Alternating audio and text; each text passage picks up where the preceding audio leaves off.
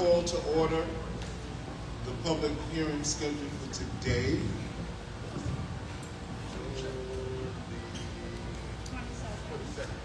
June the 22nd. Stephanie, will you call the meeting? Trustee Daniels. Here. Trustee Burrows. Present. Trustee Carter. Present. Trustee Wicker. Here. Mayor Hobbs. Here. Public hearing being held to consider amending Chapter 140, Article 1, Cannabis, and to consider amending the Code of the Incorporated Village of Hempstead to enact Chapter 141, Article 1, Adult Use Cannabis of the Code of the Incorporated Village of Hempstead. Notice of public hearing, Village of Hempstead, please take notice that a public hearing will be held at Kennedy Memorial Park, 335 Greenwich Street, Hempstead, New York, on Thursday, June 18, 2026, and Monday, June 22nd, 2026, at 6 p.m. to consider amending Chapter 140, Article 1, Cannabis, and to consider amending the Code of the Incorporated Village of Hempstead to enact Chapter 141, Article 1, Adult Use Cannabis. The proposed local law is filed in the office of the village clerk, Village Hall, 99 James A. Garner Way, Hempstead, New York, where the same may be inspected during office hours. All persons interested shall have an opportunity to be heard on said proposal at the time and place aforesaid. By order of the Board of Trustees of the Incorporated Village of Hempstead, Waylon Hobbs Jr. Mayor, Patricia Perez Village Clerk, dated June 2nd, 2026, date posted June 8th, 2026.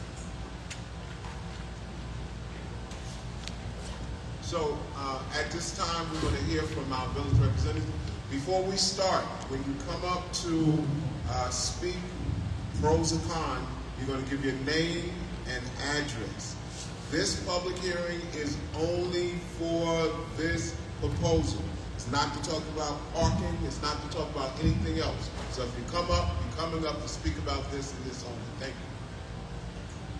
That's it.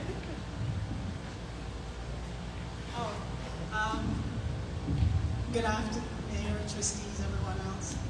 So this is a continuation of the public hearing that we started on Thursday last week, June 18, 2026. We have proposed law that's on file in the village clerk's office that the village is considering opting into the sale of marijuana and opening it up for dispensaries. Just for the sale, not for consumption.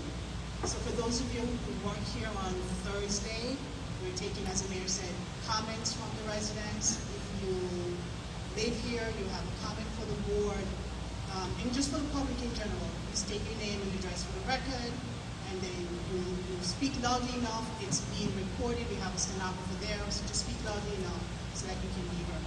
Mayor, I'll pass it back to you. Thank you. All right, and again, if you come up, state your name and address. And this public hearing is for Village of Hempstead residents, all right? And when you come up, you can speak either your pros or cons. That's what we have at the public hearing. So we open it up to the community at this time to come up and state your concerns or questions.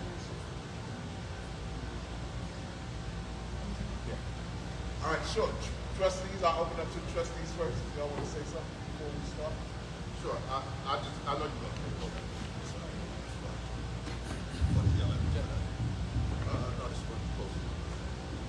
Good evening. Good evening. Just piggybacking what the mayor was saying, like we're here to hear the public hearing. The whole point of the hearing is to get the comments from our residents on a proposal. I know we're still very open to what everybody has to say about it one way or another. I'll just say that, obviously the revenue from this is important, but I think what I heard Thursday night, was some other concerns associated with the cannabis dispensary. And I do want you to know we've had discussions about some of the things that we've heard. One resident voiced concerns about potential health impacts and education and safety. So we've been tossing around different ideas about how to use maybe some of the proceeds from the excise tax to go into that public education piece. A lot of it, obviously we wanted to try to earmark towards community programs, community service as in the Parks and Rec department, a lot of things that are going on in the Parks and Rec with different improvements. But we want to hear the feedback. I don't think anybody has necessarily made up their mind one way or another. That's the point of a public hearing. So I think, don't try not to direct these things to us, but if you have a point, to bring it to the board and so that you can be heard on the record, and the record is being recorded both on the video and the stenographers here. So I thank you for participating. Thank you for coming out on Thursday. Thank you for coming out tonight. I don't believe that we are moving like light speed, whereas, sometimes we have a public hearing that in the next meeting we're voting on this. I don't think that's where we are with this. That's why we are here, to hear what the public feedback is.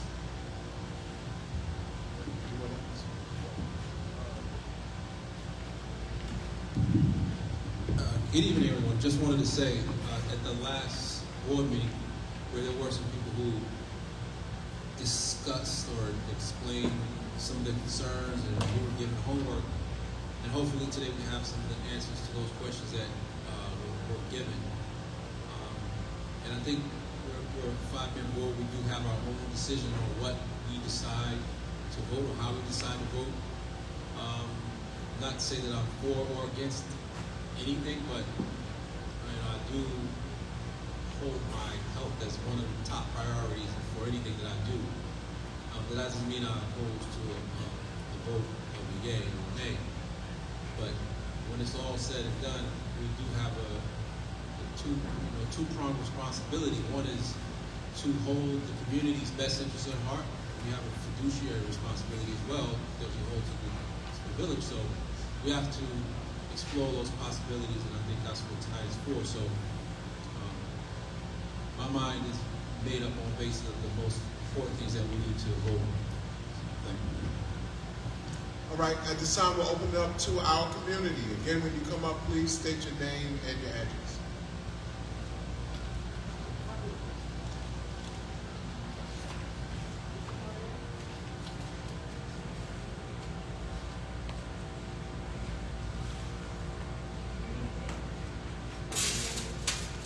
Turn the mic on. Good evening. My name is Caprice Rhines. I live at 100 Terrace Avenue, Hempstead, New York. I have what they call lung nodules. I responded to 9/11, and I helped family members try to locate their loved ones. I don't want us looking like New York City.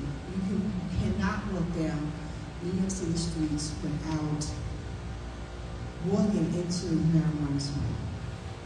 Now, unfortunately, I was trying to read this. Young lady tried to explain to me what this meant, because and unfortunately, I hope we can change our system on how we disseminate information. A lot of us don't get Newsday. Instead, we put it in Newsday, we put it on Facebook. If I'm not in your algorithm, I'm not going to get it. I wish we could get like a text message of the villages that live in Hempstead, because that would help us. Someone just told me about it. We got people here from Garden City, they don't even live in Hempstead, and they're here.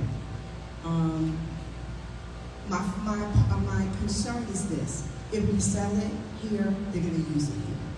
So I don't know if we have legislation or we can set something up where, I don't know. Because we have it, you can't smoke within 50 feet of the door, but when I walk out, somebody has a cigarette going and I'm walking into someone's cigarette smoke. So, and then, because we also have other legislation that you can't have a party in the grocery store, but they're still doing it and we're not enforcing it. So we write legislation, but we don't enforce it. So I don't know how we're going to handle the enforcement of these 4 dispensaries. So my concern is that if we legislate it, we don't enforce it. We have legislation on the book that's not enforced. So my concern also is, we don't need this in Hempstead. That's my personal opinion. The 4%, there's 5 villages in the state, in Long Island. We are number 4 that write the most tickets. So we get a lot of money. I don't think we need this money. The 4% that we're gonna get from it, if I'm not mistaken, is that correct, 4%?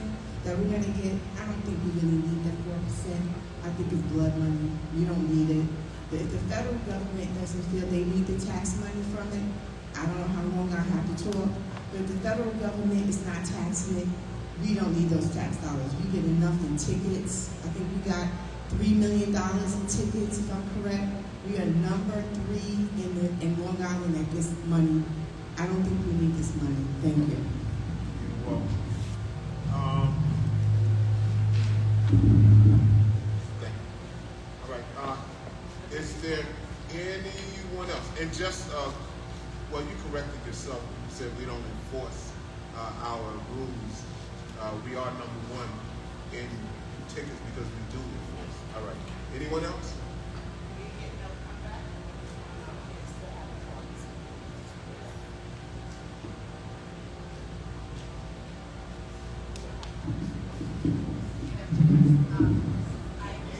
No, pick the mic, pick up the mic. You got to take it out of the whole stand. There you go. Good afternoon. My name is Charlene Lee, or affectionately known as Chef Ali. My address is 124 Roosevelt Avenue, Valley Street, New York. Sorry. This is for Hempstead residents. So I'm No. town of Hempstead. Village of Hempstead. We're not asking We're anybody the to town, incorporated village of Hempstead, we're not the town. So Okay. you know the revenue effect all in Nassau County. No, it doesn't. No.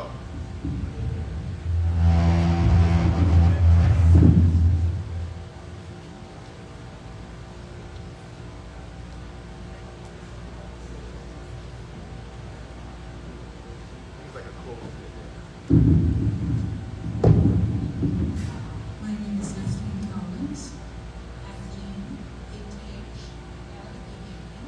Collins, 56 Women Avenue, Hempstead, New York.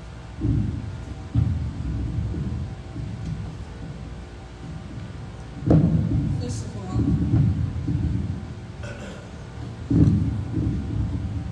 Stop moving. First of all, I would like to thank the Mayor and Board of Trustees for giving me the opportunity to speak regarding the proposed amendments to the village code related to cannabis regulations. When I first saw the announcement, which was forwarded to me, and just to piggyback on what the lady said, I look around this room, and we probably have at least 60% Hispanics in the village, and I don't see nothing on the village website about this meeting was in Spanish, from a Spanish community. So when I saw the announcement, which was forwarded to me also, like many, I was concerned as I thought about my young nieces and nephews who live in the village as well as all school-aged kids in our community. I have lived in Hempstead for 43 years and have seen many changes over the years. Like many communities, we have faced significant challenges in homelessness, prostitution, and substance abuse. We have seen the devastating impacts, like many other communities, of heroin, cocaine, meth, PCP, opioids, to name a few, on individuals, families, and neighborhoods. When I learned that the village had previously opted out of allowing retail cannabis dispensaries and on-site cannabis consumption establishments, I felt we were taking a principled stand. We demonstrated a willingness to make decisions based on what we believed was best for our community, regardless of what neighboring municipalities were doing. We stood our ground. We stood on principle. The prospect of now reversing that decision and amending the code to allow cannabis sales is troubling to me. I am sure residents may have mentioned in the first meeting, but my concerns are as follows. Location, location, location. Not exactly sure where these stores are going to be located, but we surely do not want it near residential homes, schools, parks, youth facilities, and churches. In addition, the fact that we are preparing to build and improve our downtown area to include cannabis sales to the storefronts will attract some unlikely customers from outside the neighborhood. I am sure that residents and I worry that stores handling large amounts of cash and inventory could become targets of robbery, which will affect neighborhood safety. Depending on the type of operation and local regulations, I myself and others do not enjoy cannabis-related odors. I do not smoke and have never smoked. However, the smell gets me nauseous. While some may dismiss that concern, cannabis today is disguised in all forms that make it difficult for parents and children to identify, which is very risky. I believe, and other homeowners may also believe, that the proximity of cannabis retailers could negatively affect home values. It was indicated in the last meeting that this was a means of getting sales revenue, thereby not increasing the property taxes. While I understand the village is exploring cannabis sales as a potential source of revenue that could help offset future tax increases, I question whether the financial benefits have been fully weighed against the potential long-term costs. The question to me is how many cannabis storefronts would we need to raise the revenue? Surely not one or two. One of my biggest concerns, as mentioned in the last meeting, is the healthcare and social costs. Have we considered the consequences that may end up costing us more in the long run? Probably crime increase, especially when it has been reported that crime is down. Same for homelessness, etc. Are we also planning to put things in place to offset consequences? As Trustee Carter said last week, and my mother also would say, not all money is good money. We also would say, she would also say, for every act there is a consequence, good, bad, or ugly. Just like there are two sides to a coin, before moving forward, we should ask ourselves whether we are prepared to address all those consequences. If people are interested in cannabis, they can find a way. But the fact that we are considering making access available in our front and backyard deserves more careful consideration. I am not certain whether other revenue-generating options have been explored, but I encourage the village to continue examining alternatives before changing course on this issue. I respectfully ask the board to continue standing on principle and to carefully consider long-term impact these changes may have on our residents, families, and community. Respectfully submitted, I'm listening.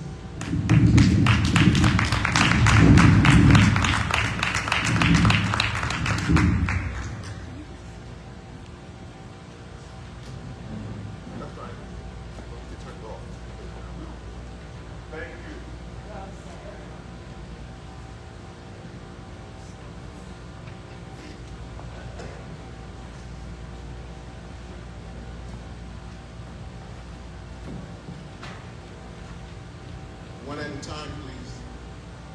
Yes, one person here. State your name and your address. And you're gonna turn the microphone. Thank you. My name is James Clark. I'm Assistant Superintendent of the Hempstead School District. I represent my superintendent who is right now at Rose Academy graduation moving up ceremony. I see a lot of families grow tired for life, and we want to keep it that way. We want these young people to live a prosperous life, and we know that cannabis in any community is very dangerous to our young people. We know right now that our young people from elementary schools are now vaping and putting different chemicals in that vaping. So we're saying to you as a school district who has went from a 37% graduation rate to now an 88% graduation rate. The reason we do that is because we keep kids' minds free and clear of drugs. So we're asking you today to reconsider having these sources in our community. We want our children and our parents to be able to be free of drugs, be able to be accountable for what they do. A lot of accidents happen because parents get drugs and leave them in different places in the home. And we see that. Young kids bring stuff to school and then they have to be accountable for it. And it's not because of the other bad choices they made, it's leaving around the house, it's left around the house. And those drugs can cause them to go to the hospital, or fatal, or cause them never to return back home. Money is an issue for our community, but it can't be the only issue. We raise our kids from pre-kindergarten to 12th grade. We have our valedictorians from Harvard and Yale. How did they do this? They stayed free of drugs. The parents did their best to make sure that they didn't use drugs. No one's perfect. People make decisions. But let's protect those who can't protect themselves. Let the school district be the light. Let our mayor be the light like he has been leading, and the trustees. There's other places where you can make money. There has to be others that stand up for what's right. But we can never forget, like we said before, every action is a reaction. And no parent wants to hear that their child, for some reason, got exposed to drugs, legal or illegal drugs, and didn't come home. So today we stand as a school district and over 8,000 students. The district, the largest charter schools in the area, public schools. This is one thing all of us unite as one. Let's keep these dispensaries out of our district. Let's keep our kids safe. Let's keep our families, bring our families back home. And let them learn how to deal with life, not using substance to deal with life. Thank you.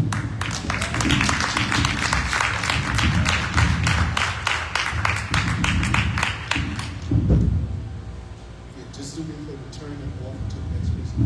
The switch. Thank you. And of course, we're always glad to hear from our school district. And when we, talk about expenses, we know that our school district is the major tax expense that we all experience as well. Thank you.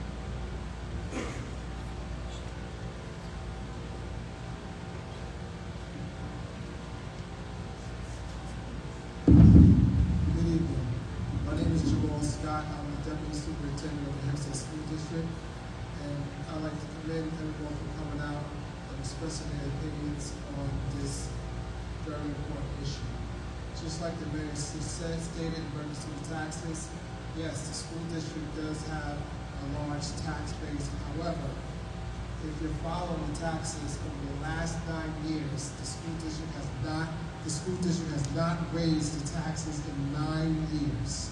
So if your taxes are increasing, it has nothing to do with the school district increasing taxes.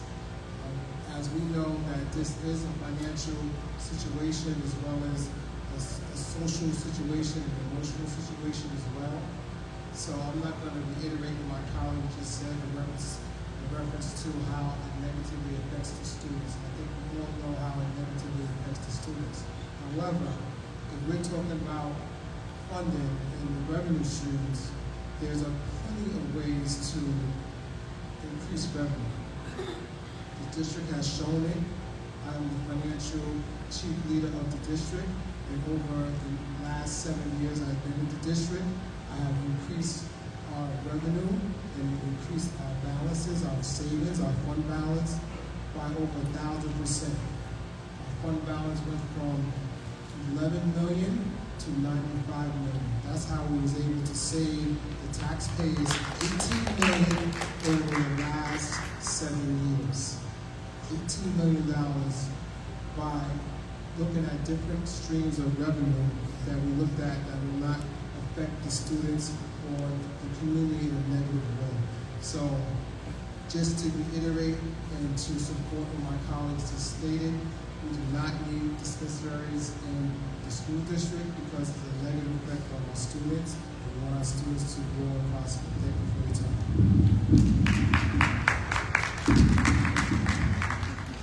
Thank you, sir.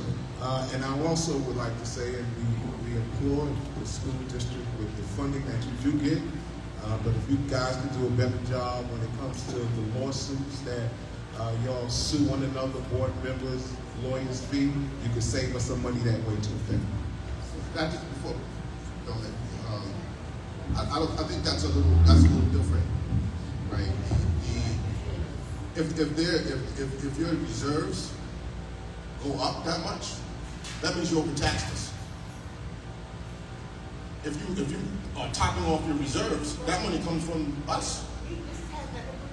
I'm not talking to you. No, you said only about cannabis. So also, last I recall, the school district also got $24 million last year from the state.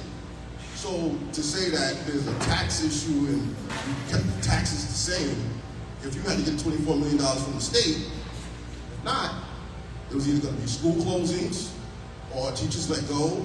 What we're saying is that we're trying to stop that. And this is a revenue source that we could potentially use to stop that and to hear it from the residents what they would like to see. That's the point of the public hearing. Not to bring this up. We're constantly looking for additional revenue streams. From leasing parking, leasing car lots to, from the car dealerships on vacant parcels within the village to get revenue. From hiring grant writers to, we brought in over $150 million in federal and state aid, all coming from our work looking for other revenue sources instead of going to the village. So this is just another opportunity for us to explore alternative revenue sources. And before we do that, we want to hear from the residents.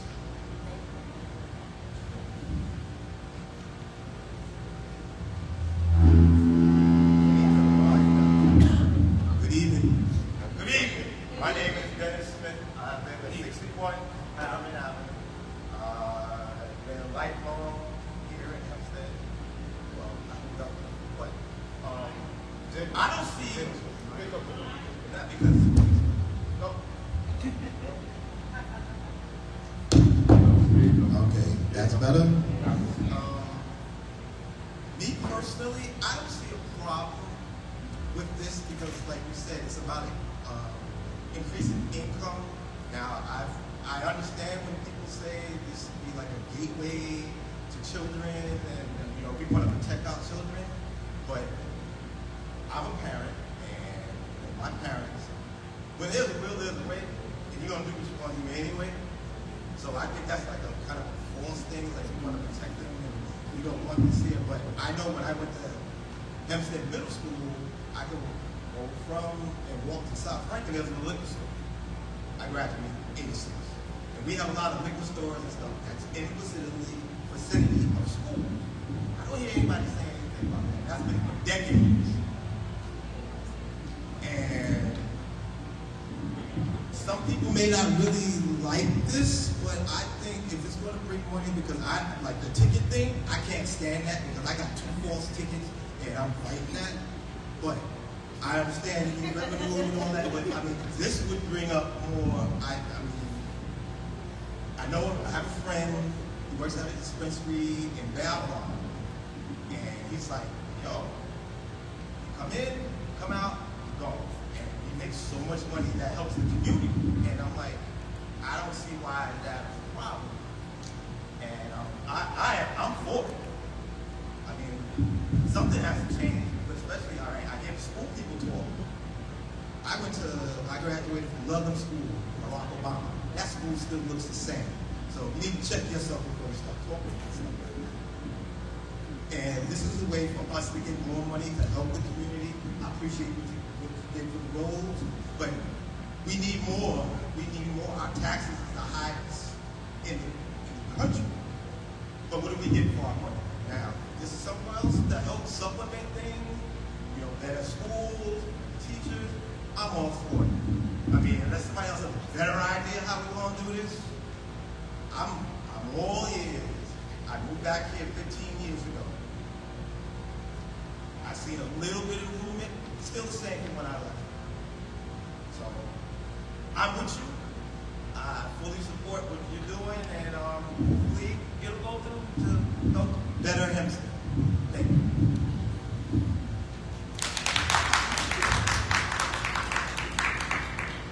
Thank you. And listen, and please, as you come for the record, this public hearing is to hear the pros and cons. It's not supporting me or not, because, you know, I'm just here to hear what the community has to say. So whether you're for it or against it, it has no effect on you. All right?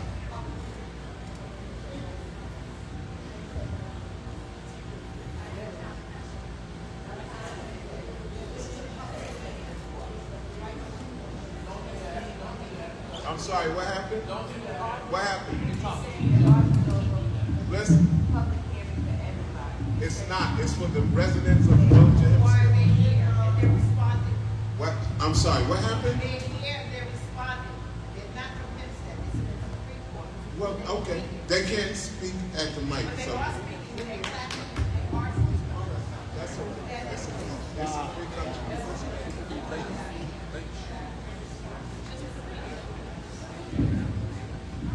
Good evening. You gotta hold. You gotta speak into that mic. I speak really loud. Can I just speak without having to use Then the turn mic? off the mic. I will. Thank you. Okay. That would be much better. Good evening. My name is Olga Brown Young. I live at 207 Parsons Drive in Hempstead. I've been living there for 37 years. I've come here tonight because I have just some concerns. I hear what this gentleman just said about increased revenue. I understand that, but some of the things that I'd like for you to consider is it's stated, and then you can look this up, that one of the many things that they see with a heavy dispensary sites in a particular area is an uptick in the emergency room, mainly from children having pediatric psychosis because they have been exposed to drugs. Also because those drugs are highly potent. They are not, as we know, street level, but they have large amounts of THC. Those children suffer from psychosis and things like that. One thing that we need to consider is where these places are going to be placed. New York State law is that they have to be at least 500 feet away from either a school or a house of worship. So we need to make sure that those particular issues are in place. I would say to you that one of the things that we have to consider is that we're here for our children. They also find that many of the districts that they put them in are ones that are having issues, and so they find it very simple to put them in those particular districts. I know that they have spoken about the funding. New York State says that 4% of that money from cannabis sales comes to the state. 75% of that goes to Hempstead or wherever it is, whatever school district, not school district, whatever village it is. And then that money should be used to do outreach programs because you have these dispensaries here. They call what they are doing here in Hempstead socioeconomic clustering by bringing these particular dispensaries into us. Emergency rooms, as I said, see an uptick. Also safety, public safety states that there is a higher incident of accidents as well as an uptick in the insurance rates because people are having accidents. So I think you should consider all of those. I understand that Hempstead needs funds. Everybody needs funds. I understand that completely. Do we need to have this as a way for us to make money? Is the question that we need to consider. Are there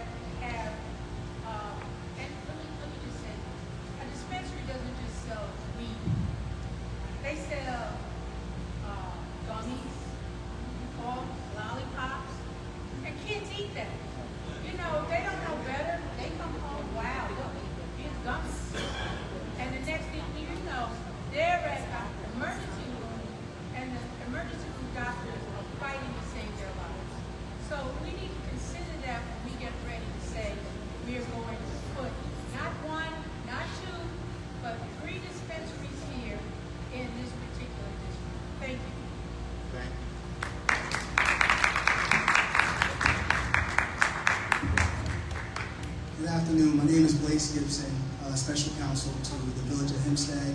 I previously served as the first attorney appointed to the Office of Cannabis Management when it was established back in 2001. Dean Young, you actually were my dean at ABJS Middle School over 20 years ago. Sorry. Sorry. But I will just say that your work produced an attorney that has an historic place in legalization of adult use cannabis. Just to piggyback on one point you made regarding the buffer zones.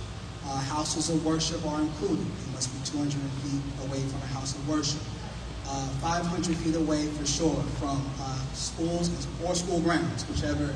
And we made sure to place in the code designations for public youth facilities, which are parks. So we're sitting in one that there would be a buffer from. The village has taken a concerted effort at looking at this issue over a year. And I do not mean to speak for the board, but I just wanted to address those issues. This isn't clustering of or some type of experiment in that way. Because again, they opted out. And if they were to opt in, there's still distances that these dispensaries must, the buffer zone. So I forgot also to mention the 1,000-foot buffer rule that applies to the dispensaries themselves. In addition to the products that are sold, some of the products that you mentioned aren't actually sold at the legalized dispensaries. They are sold in the illicit market. And the illicit market has been able to persist as it has because failure to have legitimate stores. That market already exists. So what New York State has done when I was there, and they continue to do, is advance this market. And municipalities have been a partner in that effort by, in some cases, opting in and integrating these new businesses into their traditional codes.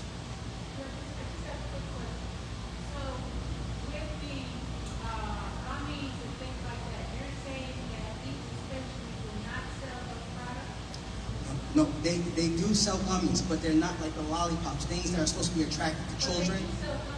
They do sell, you are absolutely 100% correct. They do sell gummies. But again, how it's sold is completely different. They're not selling annihilators and wrappers to be enticing to children. They cannot do that. They're sold in traditional translucent sort of packaging. The most that you'll see on the packaging is probably a label from the dispensary, but you will not see any cartoon characters. The state has a completely different set of rulemaking, a package called the PLMA, package of labeling, marketing, blah, blah, blah, which mitigates them. Again, this is not for or against, it's just kind of factoid. We went out to the dispensaries along Route 110, which is the furthest west, the town of Babylon. 40+% of their sales are from Nassau County residents. So those folks, so that stuff, because when you go into a dispensary, I did a trial not to buy, but to go through the process. They scan your license when you come in. They know exactly where you bought it from, what you bought, and what area, zip code it came from. And so most of that stuff that's coming in and that you're seeing right now, it's not being stopped just because it's not here. It doesn't mean it's not being purchased. It doesn't mean you're not taking the same risk of a parent not paying attention, leaving their gummies out on the cabinet for somebody to come and get them. All we're saying is, since it's happening, do we want to participate in that revenue stream and getting the feedback from everybody for that? But the sales are already happening. The question is, do we want them to happen here? The other point is, what happens if the town of Hempstead opts in?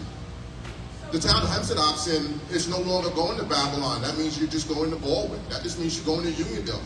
That means the town of Hempstead is taking that revenue that we could have produced here. I think my problem with that is... Oh, sorry, and the age range is 21 up just to get into the store. But a child can get that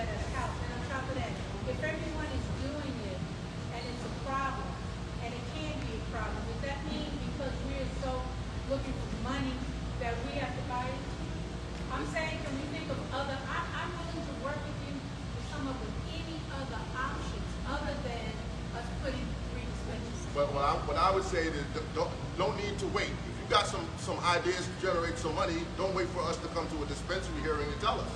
Like we are always taking that valuable input for more ways to get money. That doesn't just start now. I can tell you. All right. So I have to moderate this meeting. We do have other residents that need to talk. Let me just say this.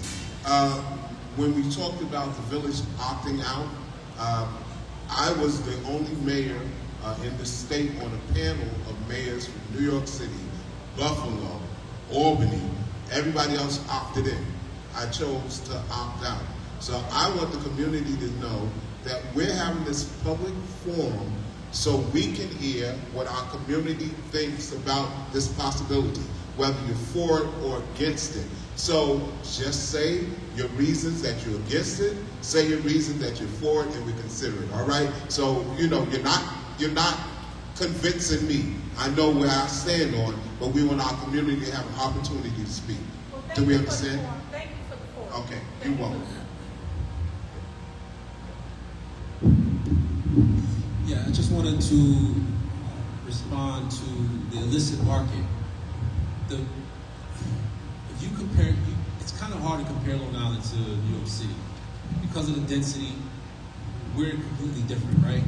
So trying to regulate the illicit market here, or even to initiate an illegal storefront within the village perimeters is going to be very difficult.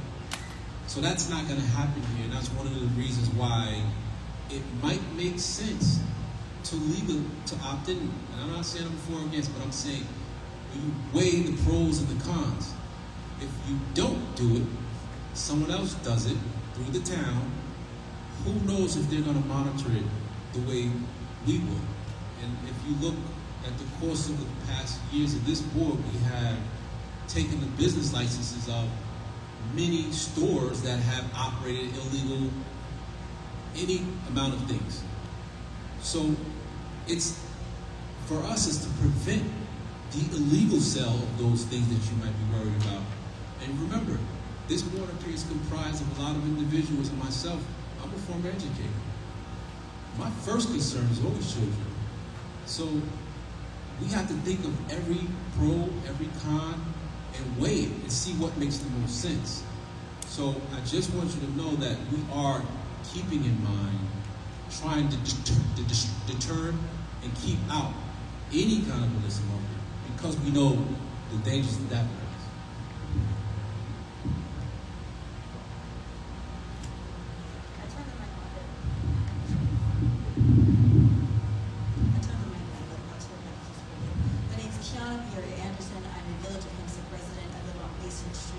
And I'm here in support of the village to opt into cannabis, and I have very specific points and reasons as to why.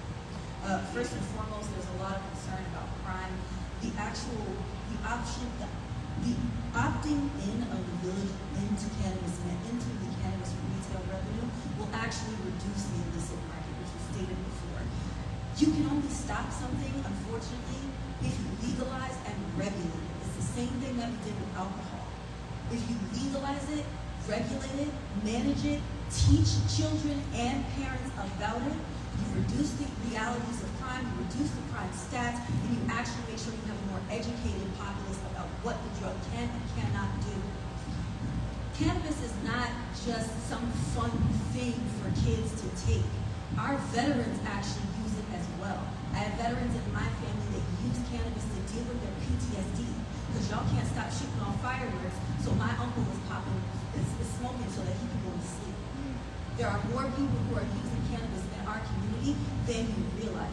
Disabled individuals, veterans, students who have ADHD. There are multiple ways that this drug is regulated. This industry is not just highly regulated, but it's actually oversaturated. It's almost a contradiction of itself, because the black businesses that are opening are being more regulated than the white businesses. So these businesses do exist. This is our money. This is our money for our community, because we were told that we could not use and sell this drug. So in addition to the MRTA being passed, there is specific legal language that allows those individuals who have been incarcerated for selling this drug, who are now able to come out of jail, use that money to start a legal cannabis business, take it out of the black market. The concern about children, it is the parent's responsibility to know what a child is doing. It is the community's responsibility to know what a child is doing. If we are concerned about our children, we need to be making sure that they are being paid attention to and invested in. One thing that was not mentioned during the mention of the MRTA bill, it explicitly states what this revenue goes towards. Programs about addiction, programs that reduce crime, programs for sports, programs for entrepreneurship, programs for housing. This MRTA bill in New York State explicitly names all of the different things that this money can go towards. So of course, we can make sure that all of our children know this is what this is what this is not. It's not for you. Because in reality, with a legal dispensary in the village of Hempstead, if you're under the age of 21, they know and they're not messing with you. The same way if you walk into a liquor store and you have to be 21 to buy, you have to be with someone that is of age to purchase. Speaking of gummies and candies and lollipops, as someone who's seen as much as I possibly can, it is clearly marked that that's not no regular gummy. That's not no regular lollipop. You see it on the packaging. It is required for all cannabis retail sellers to explicitly state if this product has THC, CBD, how much THC, how much CBD. It is explicitly named on the packaging. The same with cigarettes, the same with alcohol, the same with any illicit material. In this type of crowd, as y'all are a bit older than me, who here remembers John Boehner? Y'all remember John Boehner? Show of hands. Who remembers John Boehner? Used to be Speaker of the House. Come on, y'all are older than me. I know you know who John Boehner is. John Boehner, when he was in the Senate, he explicitly said cannabis will never be legalized while I am here. The only way they got him to consider it was if veterans and they came and spoke to him and they told him, I use the ointments, I use the pills, I use it for my PTSD. What y'all think John Boehner is doing right now? Let me tell you, he's the board chair, a billionaire of a $1 billion cannabis company. Where does his cannabis company operate? Canada, the United States, and Mexico. So he told us no. Then left his fancy cushion regulated job and is now a billionaire himself because of cannabis. The thing that he told us that we could not have. All of these concerns about students and children is absolutely valid. But we are a community. It is the community's responsibility that we do this correctly. Opting out is not correct. Because let me tell you where those kids are getting those gummies and those regular and those lollipops that have fentanyl in them. Not cannabis. It's the delis. It's the convenience stores. It's the liquor stores. The places that are not regulated. Because the village and the town and the county have not opted in.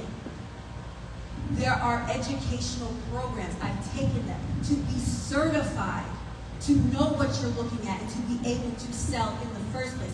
Even if you work at a cannabis business, you have to take a certification course first. It's not like going to Aeropostale or American Eagle. You just drop off your resume and work there. No, there is a concerted effort to train you before you sell. So before you get on a cannabis floor, before you get hired, before you get your first paycheck, you are taking a training that is hosted by Cornell University through New York State as part of the MRTA bill that teaches you, a retail seller, how to sell, how to read the labels, how to see how much dosage you're giving somebody, whether it's THC, CBD, sativa, indica. There's a whole class that teaches you all of this detailed information. So when we have this conversation, I hear all of the concern. I just filled you in with all of the information that I got because I took the certification class. I encourage you, and as the other thing that I need to mention, the Long Island Progressive Coalition back in 2019 and 2021 spearheaded getting the Long Island 7, the 7 Senate Democrats to opt into this, and we use the same talking points. Deregulation is what gets our issues solved. That's how you move this forward. There's a new generation and we actively use cannabis for multiple reasons. We are all dealing with PTSD, we're all dealing with stress, we're all dealing with different problems, and some of us need to go to sleep, but some of us want to have a good time. But all of that wide range of cannabis users, we all fall under the same regulations. And if you're under 21, you don't count. This is not for you. If you're over 21, if you're a parent who is buying for your child, that is medical cannabis that is also heavily regulated. You need a card. You need a medical card to get access to medical cannabis if you are under the age of 21 and you need it. I talked about revenue, I talked about crime. I talked about veterans, I talked about John Boehner. And of course it brings jobs. Clearly. And there are union jobs. That was part of some of the union organizers actively made sure that if MRTA was going to pass this legislation and talk about jobs, there were going to be union jobs. So if you go into a dispensary, you might be also going into a union dispensary. Thank you. Thank you.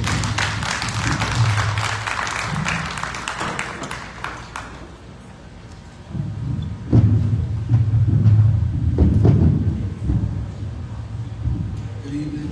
My name is Mr. Jones, Alex Jones. Yes. And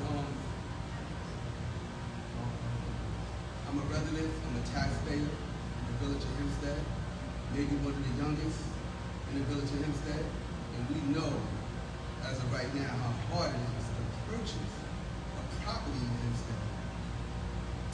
We know how hard it is with our taxes here. We pay a lot of taxes.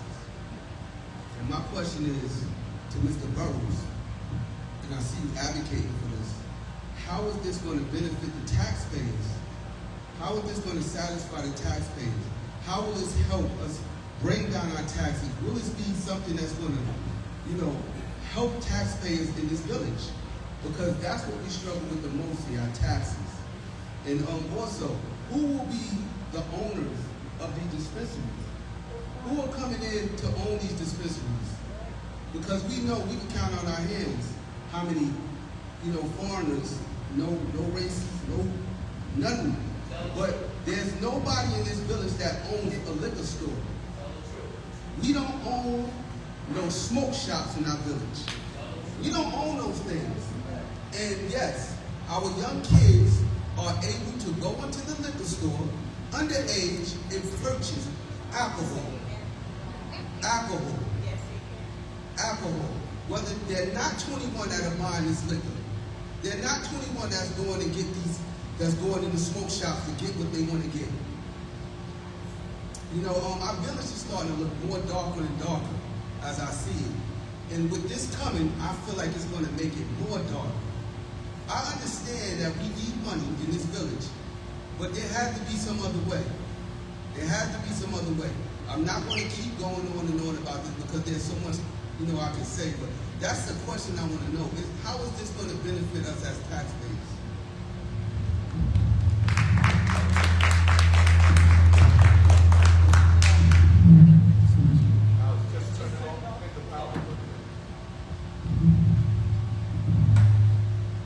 All right, and just to respond to your comments, Mr. Jones, before you entered, I did make a comment where I'm neither for nor against, but I am here to listen to the village residents as to what makes the most sense. So that's the response to that. And then the other comment is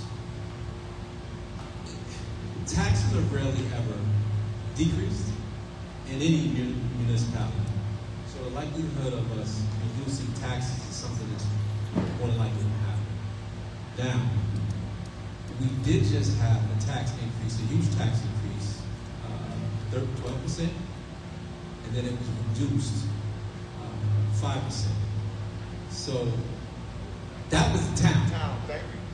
So, as I always state to people, when you continuously come to one board, you have to know who to make your complaints to. The reason why we're here is we're trying to level the playing field in terms of a tax revenue source. We do not get the amount of taxes that we send to the state. The state sends it back down to the town, the county. They do not distribute it back to the village of Hempstead.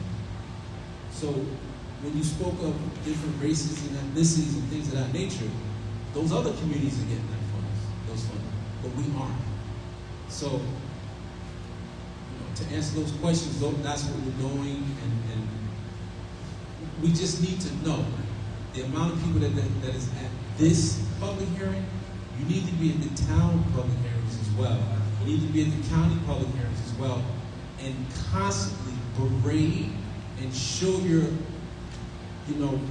frustration with what they aren't doing for the village of Hempstead. We have to sit here. We have no idea about the meetings that we have to have separately, because we're trying to figure out ways to raise other revenue. And it's very, I'm happy to see that people understand that we have to raise money. And they say things like, we want to find another way to raise revenue. But we can't wait until this situation to try and figure out how do we do that. If you have any ideas, we're more than willing to entertain those ideas, but it can't be at the 12th hour. I understand.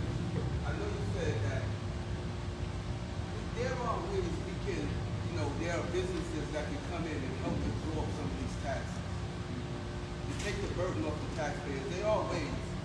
There are businesses that can come into this village and help. Because that's what we're supposed to be doing. Looking for businesses that can come in and help take some of this burden off. Our taxes are high because we don't have no businesses that's given back to us. As the man said, the car dealerships, that money is dispersed through the town, right? Right. So we need to get that money here because it's Hempstead. So we need to search and look for those businesses that can come in. Besides, legalizing the marijuana dispensaries, there are ways we can find those businesses to come into the village because the village is wide open. Look at Garden City. Look at Rockville Center. Those are our neighboring communities. I go down to Garden City in their village. I do that. I go in Rockville Center and have a good time. But when I come into my village, there's no nightlife here, and I would love to see that. Besides seeing the lights lit up with dispensary signs on it. That's all I'm saying. And I'm not saying you're for it or against it, but I'm just saying if we want to bring businesses in here, let's bring something that's going to be beneficial to the taxpayers as well as the community. That's it. So thank you, and we are constantly with the help of our Chamber of Commerce and trying to bring in new business. But you have to understand this: even as we bring in new business, we have a new one. Is it Chipotle? Our revenue is based off of property taxes, right? So whether it's commercial or whether it's residential, even bringing in new businesses, we don't get that sales tax money. What happens is, and I talk about the car dealership all the time, because if we got the sales tax revenue from just the car dealership, we'll be good for a long time. But what happens as a village, all of these sales tax that happen within the village of Hempstead goes to the state. State gives all the villages through AIM a percentage. You know how much money we get from sales tax, a percentage? It's like $116,000. $116,000. And we're also looking at other ways. One of the things that we had a city charter commission, right? Because we're seeing the option of becoming a city. Because if we were a city, we'll get more money, close to $2 to $3 million. So again, we're just looking at options, and we want to hear from our community which direction to go. That's all. Thank you. No, we got people. Give me a second. Dan. You have to let. Okay. Thank you. Good evening. Dan Oppenheimer, 23 Bedell Avenue, Hempstead. Thank you, everyone, for coming out. It's my second time at this hearing, and it's a lot more participation tonight. Thank you all. I want to help out the board here and the mayor with a few suggestions. Red light and speed cameras throughout Fulton, Front Street, Main Street. We're going to generate millions of dollars. Please. Overnight on-street parking permits. new restaurant and entertainment zone within the village that, maybe it takes some money to really spark that up. But I think that we need that. Gentleman was referring to not being able to come back to our community and sit down in a restaurant. Trader Joe's or a similar type of smaller but high-end specialty market. And please quadruple the fines for illegal housing. We must increase the fines for that. We have thousands and thousands of illegal units within the village. That is a safety hazard and it's a revenue opportunity for the village. So specifically on the proposal, section 141-5 describes wholesale cultivation, processing, distribution, etc.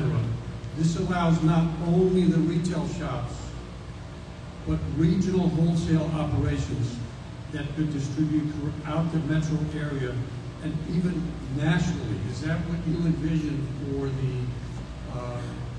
wholesale portion of it? That is a whole different level than a retail shop. You could argue the merits economically or the demerits socially of a retail shop. If you have a 20,000 square foot warehouse cultivating, distributing, manufacturing cannabis products, that's a whole different level. And to Deputy Mayor Daniel's point, maybe that is the highest revenue source for this, even more so than the retail shops. That also could have the highest impact, both negatively and positively, on the village.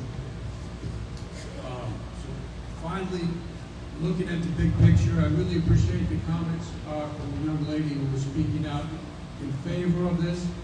I appreciate the comments of those who are speaking out against it. I am neither in favor nor against it. I think it's potentially negative, it's potentially beneficial. We must make sure in the big picture and go for the smart money, not the easy money. It's very easy to be misguided by easy money and see long-term negative trend rather than benefit from it. So I would ask you to always consider, since you are very involved with the revitalization and really have been spearheading this since you started in the administration, is this really part of the revitalization of the village to continue with this?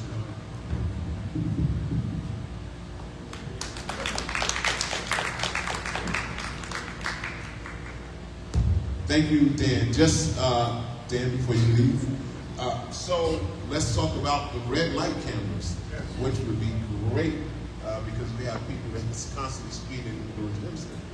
But here's the issue. In order for us to get red light cameras, we have to have that through the state in order to get that home rule. When we talk about residential parking permits, again, we have to go through the state in order to get that permission. And so I encourage our residents, reach out to, well, we have our assemblyman right here, a state representative here, and also our, yes. See him after the and we also have our state senator, Albina, right? So all of these things which would be helpful, but according to the law, we have to go through the state in order to get permission to do it. Last time, and when we were first in office, I forgot, when I was first, I can't remember the year, 21. I brought this up to, at the time, State Senator Kevin Thomas. And he said that he would not submit this proposal because he believed that it would hurt a lot of Hempstead residents. So there are things that we bring to our state assembly or state senator that you guys got to let them know that you want it. Because when I bring it, they think that it's something that, not they, but sometimes we'll question whether the residents really want it. Right, yeah, okay. But, well, we have state senator and state assembly. Yeah, trust me, whatever, we present everything that you guys request, all right? Well, we can't because y'all can catch them afterwards. All right, but yeah, you don't care what happens. Yes.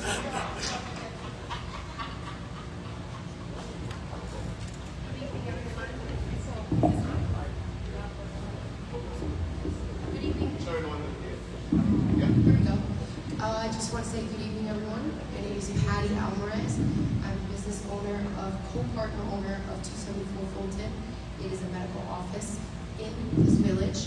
I want to say thank you to Mayor Hobbs and Mr. Noah Burrows and the panel here. That I see you guys do an amazing job in Hempstead and your districts. I just want to say that first, give you your flowers for everything you guys have been doing in this village, okay? Going into the cannabis situation, as a partner and a business partner that is here too, that we have a dispensary in Suffolk County, state regulated. Everybody's concerned about the kids, the children that are going and purchasing these things, the gummies or whatever you guys want to call it. You guys know why you guys are here, to actually say if you want it in our communities. I'm a Suffolk resident as well, but a business owner here. I basically say, with my experience with the cannabis, I chose the cannabis way for my holistic way, meaning that I had 3 major surgeries: rotator cuff, right shoulder, left foot injury with 2 screws, and a lumbar discectomy. I chose not to take narcotics, which is an opiate, as you guys know. Anybody's very easy to prescribe an opiate. I took the cannabis holistic way due to the fact that I am a career woman in the legal, as a paralegal in our community for 25 years in Suffolk County and also in Nassau, going back and forth, and also in the city. I chose the holistic way with the cannabis because I needed to focus in my career. I could have lost myself as an individual taking the narcotics, which they're very easy to prescribe. You're in pain, oh, let me give it to you, you're going to be fine. But after 3 days taking a narcotic, you could be exposed to addiction. And that does not go well with me, that word. As an advocate in Suffolk County, and also using my ministry with my uncle that served the community of Nassau for 25 years, I took the holistic way, meaning that it's not for everyone, but we get to choose as 21-year-olds, and if you want to go that route, if you want to use it. And every individual that comes to our establishment in Suffolk County basically gets scanned their IDs, and obviously we're scanning a lot of individuals. We're not just, because obviously people can use fake IDs, you know, you guys know that, going to an establishment for a club or anything, people are using, I see individuals using fake IDs. Our establishment in Suffolk County, as a business owner and partner, we have a security, not only that our security that are informed and know the difference about a real security because we're standing with the state, but also we get to see who's coming into our establishment. So I do say, with my experience, I would like a cannabis in this community. Not only because the kids are getting it elsewhere, and it's like the young lady that spoke, it's being laced. It's obviously cheaper, but it helped me to heal. Helped me from actually I still suffer from back pains, from the weather, being humid, it's humid outside. Like today, I had a rough day. I didn't think I was gonna make it here today. Why? Because of my pain issues that I still suffer, you know? So that being said, it's something that I take very personal for myself, and I know that a lot of you in here also suffer from back issues, from anything else, anxiety, depression, you know, and obviously it's so easy to get RX as, you know, you falling into that category with the narcotics. That being said, thank you for listening to me, and I appreciate the panel here. Thank you very much. Can I just take a quick second? A really quick second. Take everything out of it for a second, right? I'm not here for or against, but I want to share, based on some of the comments that I've heard, of what we're up against, okay? As a community, what we're up against. Many of us some of us haven't been alive long enough to be in the 60s and active and of a conscious mind, but our community is redlined. And if you don't know what redlining is, this means we don't get capital investment into the village of Hempstead. If that were to be, then we would be having businesses banging on our door to find space here in the village of Hempstead. That's not happening, and that's not happening on purpose. If you take what the mayor and this board has achieved in terms of capital funding from the federal and state level into the village of Hempstead, and you moved it 1 mile north, 1 mile east, 1 mile west, or 1 mile south, and there would be all of this economic activity that came along with it. But because it's in the village of Hempstead, that doesn't happen. It doesn't happen. Our village downtown has big pieces of open lots on purpose. So we're being strangled by capital or lack thereof. The only capital that we have is ours. It's our money. It's our tax revenue from the village level. So if we don't invest in ourselves, nobody else is going to do it. You can ask, you know why? I'll give you a perfect example. Any investor that invests in the village of Hempstead is going to want a premium return on their investment versus investing anywhere else in Long Island, because of the risk associated, at least the stigma associated with the village of Hempstead. So we have exhausted different ways of bringing capital into this village. We are looking for alternative revenue sources, just like this. So don't think that we have our minds made up or anything else, but we do know that if we don't invest on ourselves, nobody else will. Nobody else is investing here. That's why it looks like this, because nobody takes the risk on us. We have to take the risk on ourselves, or we will be like this all the time. Why is somebody else coming in here doing something? Why does this person need a tax break or a pilot? Because their money needs a return, and they view us as being risky.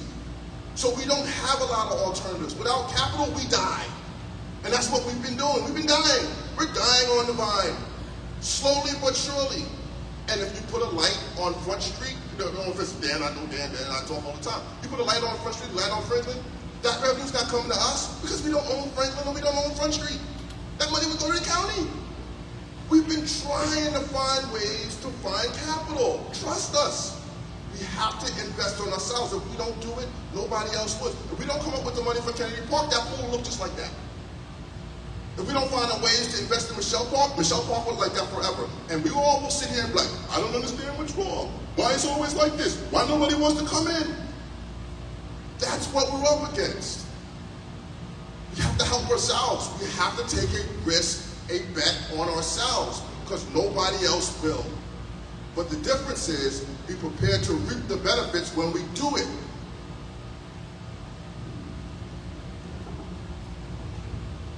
Thank you, Deputy Mayor. And listen, again, we're trying to weigh all our options. Listen, and I always say, and we picked it up from when Bishop Gates was the mayor's assistant. It's a great day in the village. I hate hearing negative when it comes to talking about the village. I hate it. I believe for such as a man thinketh, so is he. If we talk positive about our community, if we feel positive about our community, put it out there, positive will return. Guess what? But we don't help ourselves sometimes. Not only when we talk negative about where we live, but when we do things that constantly be in the news about negative things. We've come a long way.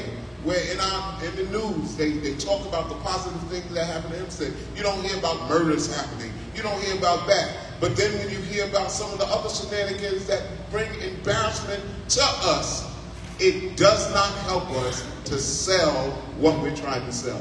So thank you, Deputy Mayor. Listen, I want to think more positive about our community, and let's make some better choices to stay out of the news with some negative mess. Thank you.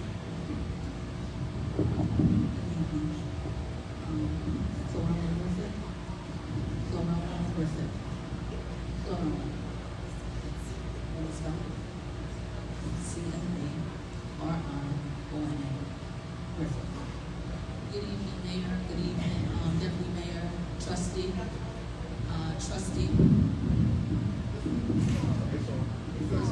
Can you hear me? Okay. So, good evening, everybody.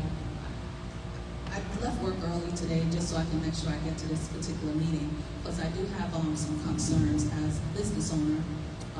One of my first concerns is that 6 years ago we decided to opt out of actually being able to open up a cannabis shop.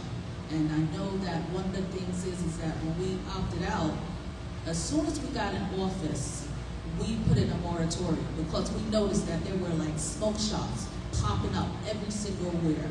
Every place, every corner, there was a smoke shop. And we all agreed that this was not something that we wanted in the community. As we sat on the board as a team, we also shut down numerous businesses that was selling cannabis and doing things in there they had no business doing, operating a smoke shop. So now we're saying that it's okay to do it, as long as we can make some money off of it.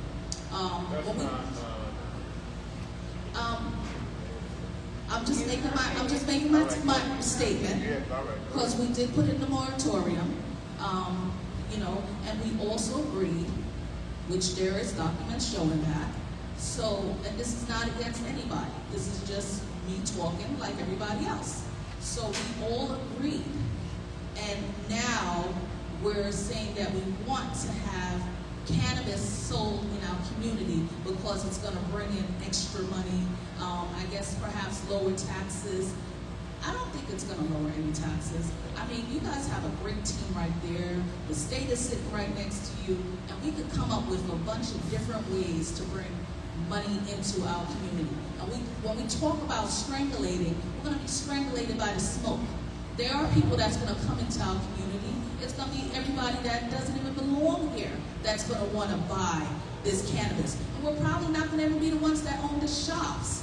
You know, the bottom line is that not all money is good money. And this is not necessarily good revenue. And is there a way to even control the children going into these shops and driving after smoking? And, now we have to worry about accidents and the death rates and stuff like that. What about our kids? What about our older seniors that can't even stand the smell of cigarette? Now they have to smell marijuana. To me, this is not something that we need to say yes to. I think that you have a great team right there. And there's different things that we can come up with, like family shops, maybe, and I don't want to keep saying the same thing, but the dealership could pay their fair share. That's money right there. And use our address so we can get those tax dollars. You guys have brought in a lot of money into the village. And I think that we could find other ways besides cannabis. Also looked into perhaps being the city so you can get those tax dollars. But now cannabis being put back on the table, after it was something we all agreed that we did not want on the table, I don't see where the benefit is, and I don't think it's going to lower anybody's taxes by us bringing 1 million smoke shops in the corner of people's business, people's home. It's not going to be a good thing to do right now at all. That's my take. Thank you guys so much. Thank you so much. My response, was the fact that you're 100% right that we enforced and closed down smoke shops. Why did we enforce and close down smoke shops? Because they were selling illegal drugs, right? They were operating illegally. Any business, whether it's a smoke shop or grocery store, that operates illegally in the village of Hempstead, we will shut it down.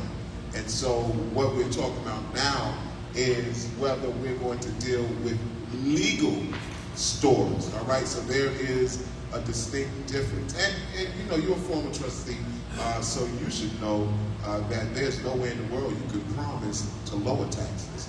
Nowhere in this conversation did we say by bringing in this would lower taxes, because you cannot lower taxes. I wish we could, right? And so, right. So no, who can lower taxes? So maybe in your world that might be possible, but and listen, the fact that caprice, whatever, listen, a caprice. Young man, who? Child, stop. Listen, but caprice. What I want to say to you is this: even your opportunity that you wanted to bring in wrestling, right? WWF. That's nice, but that's not going to solve our issue. So we're looking at different options. All right, thank you. All right, Bill.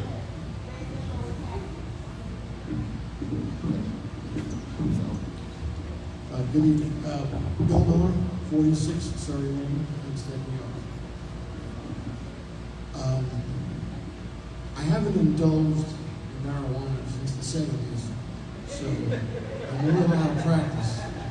But, there's pros and cons to everything that we do. And I recognize the challenge that this board has in managing the local demands, all the things that we do.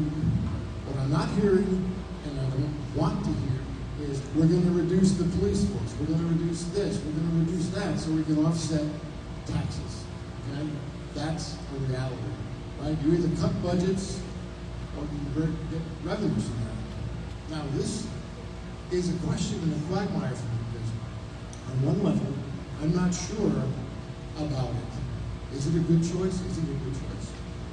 And I'm ignorant of how these shops operate. And what I'm going to do is find out where the nearest shops are. I'm going to go visit them and take a look at them, see how they operate. Because I have concerns, and part of the concerns that I have is that, well, we're going to have more people coming into the village. The perception of the village won't change, because people will say, hey, I get my drugs from Hempstead. The difference is it'll be legal and we get taxes for it. Now, one of the things about that 4% excise tax, right? The county takes the first 25%. The other 75% goes in the cities, the towns, or the villages, right? That opt in. Now, since the town of Hempstead has not opted in, we need to negotiate with them, if we decide to move forward, to say, hey, we don't want you touching this money. How are you going to negotiate that? Don't tip your hat, Bill. Please don't tip your hat. But that's part of the thing. You have to negotiate that. Otherwise, you get less than anything. There's one thing that I know: when people have money or think about money, they get very greedy, and they want more and more and more of it. And I see the town, I see the county. Taxes will change, percentages will change, and they're not incorrect about the sales tax. We get a very small percentage. I sat on the city commission board, and what other cities get is significant dollars, millions of dollars. Okay? We get hundreds of thousands, if more than 100,000, I'd be surprised. So that's one thing. I do have concerns about cultivators, becoming a cultivator. And the question I have is that a requirement of opting in? Or is that something we're just putting the language in for the future?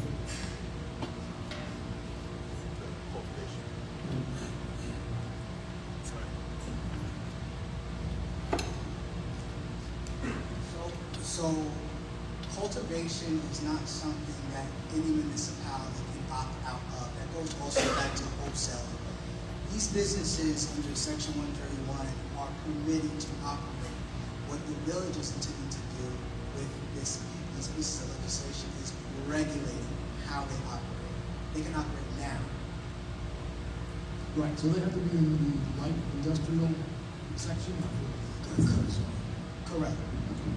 The other thing is, I have a question on cannabis licensed businesses versus, I'm gonna pronounce this wrong, cannabinoid, hemp licensed businesses.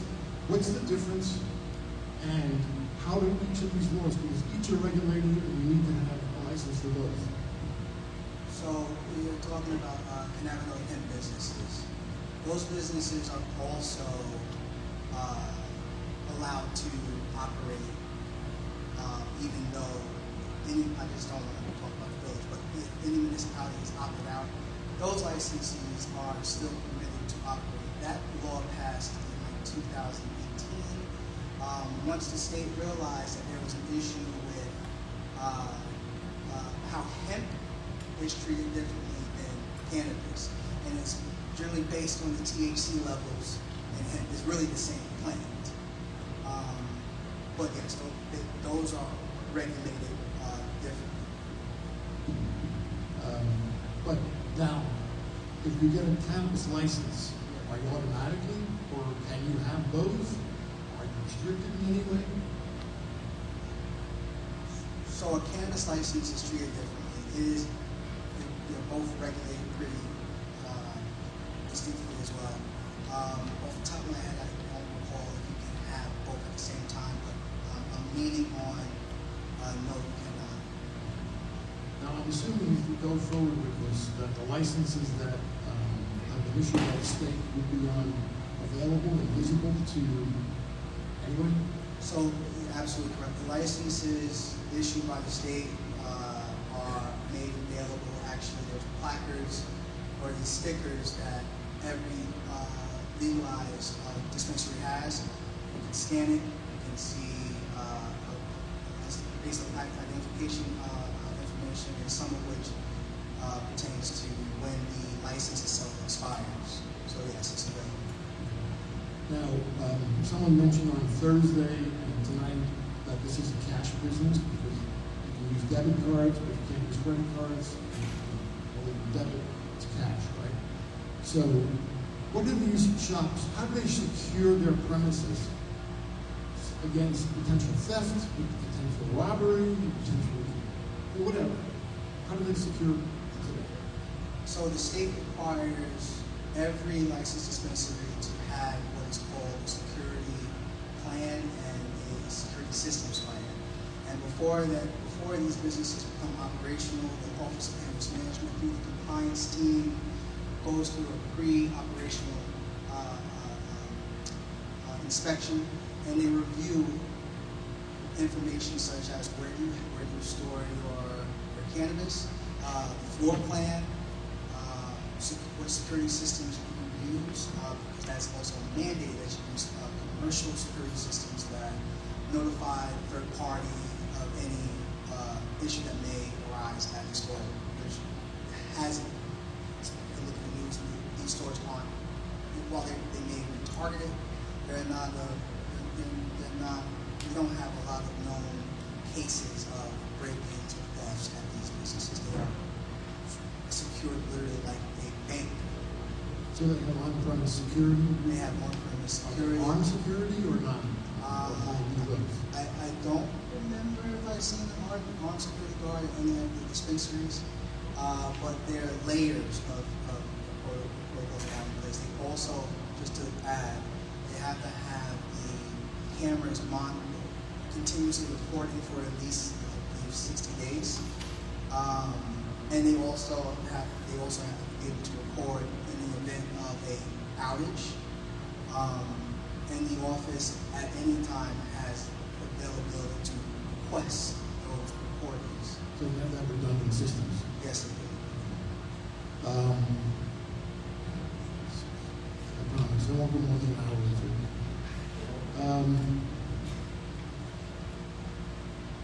Okay. I know that we have a third-party consultant involved with looking at the aesthetics of the business. It's my words, I couldn't think of the right language. How I did it. Before we move forward with this, if we move forward with this, I think that process with the consultants and how the village is going to look needs to be addressed first.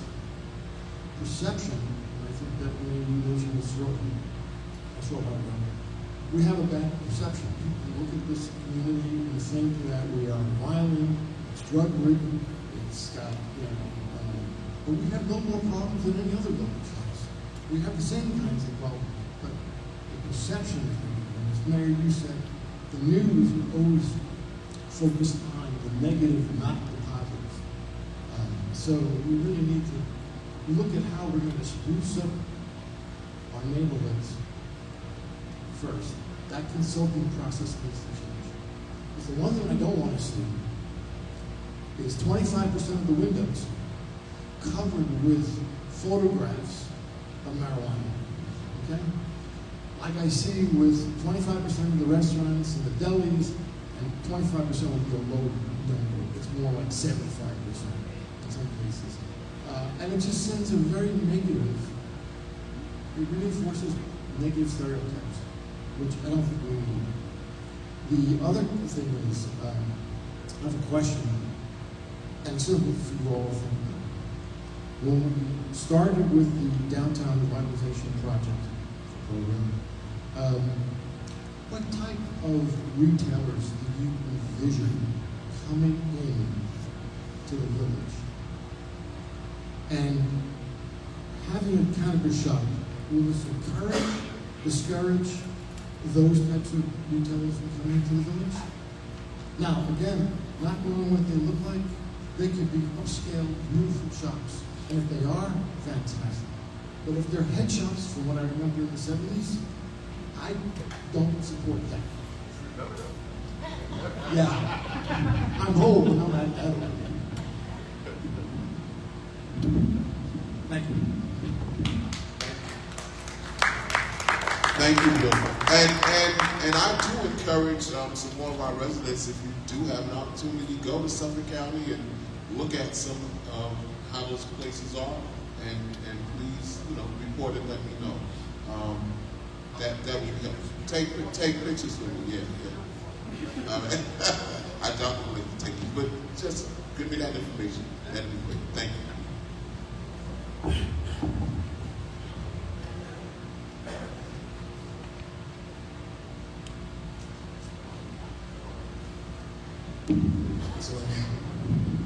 Good evening. My name is Supreme Mathematics. Bill, the shops are not head shops. They look like New Orleans. They're very clean. Very clean and very bright. There's no dull shops. Dispensaries is not what we can talk about. We're talking about urban growth. Urban growth is more money than dispensaries. The cannabis store came out of lockup in Nassau County. Most of the lockups was in Nassau County, Hempstead, Roosevelt, and Freeport. Hempstead, Roosevelt, Freeport. There was most of the lockup. The law was generated here from Nassau County lockup.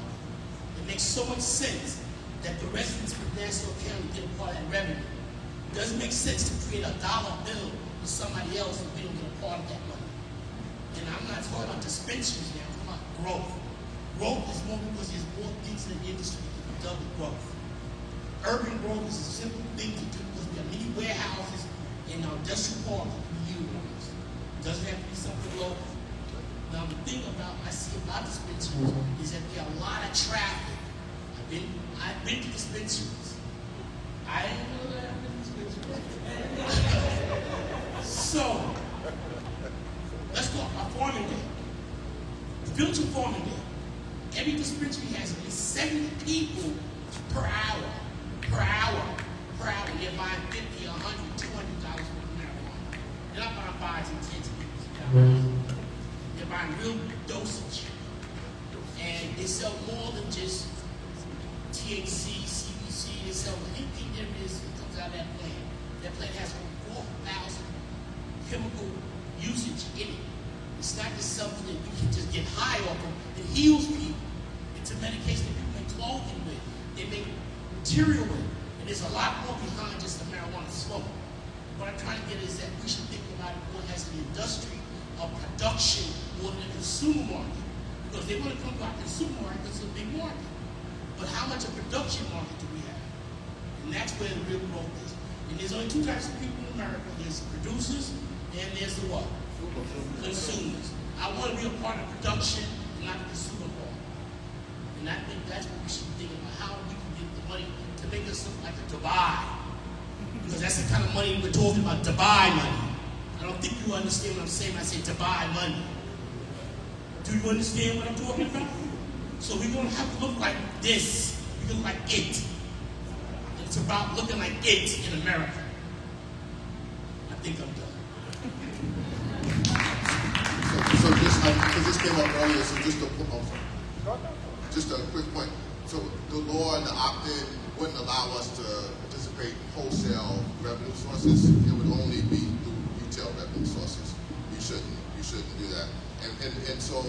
And I know you've been a proponent of it, and Bill Miller spoke and others spoke about how the sales tax is kind of jimmied up, and because we're not a city that we don't participate, and Bill sits on the charter committee, and we spent almost 2 years, if I'm not mistaken, working on the charter committee. The village residents have supported this through the budget for, I think, somewhere in the tunes of close to $100,000, right, that we put up. That plan, that migration to a city has stopped. It's been in limbo. Where's it at now? For 5 months. Because the school district would not respond. Oh. The school district has said almost like they don't want to participate, they don't know how it's going to impact them. So we have foiled them. We have asked for their participation so we can foresee what it is, what impact it will have on the schools. They have had their lawyer respond back to us and say, we're not going to answer the questions for you. So for you, the residents who look for more revenue sources and look to a city and participation in sales tax for that, have been stopped by the school district. The school district has stopped it. We haven't even had a reply from them in almost 6 months. And we've spent almost $100,000 in all of the due diligence for it. Why? I thought we needed more revenue sources. Why haven't they responded? Why have they called and wrote us and said they will not respond? Whose district is it?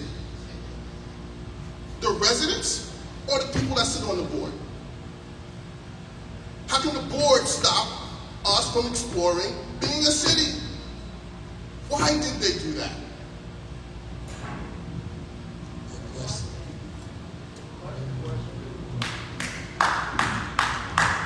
And listen, and like I said, I try to bring positive light when it comes to Hempstead. But we have some of the school representatives here, we have some board members here, but that's a fact. The fact is, all of this time we spent on putting together a city charter, the school district refused, and we have the email from their lawyer to participate so that we can bring in more revenue. Why is that? I haven't brought it up to a board meeting, but I will, since I see they like to come to my meetings, then I'm going to come to their meeting and let the community know what the school district is not doing to keep moving Hempstead in the right direction. He said it in the email.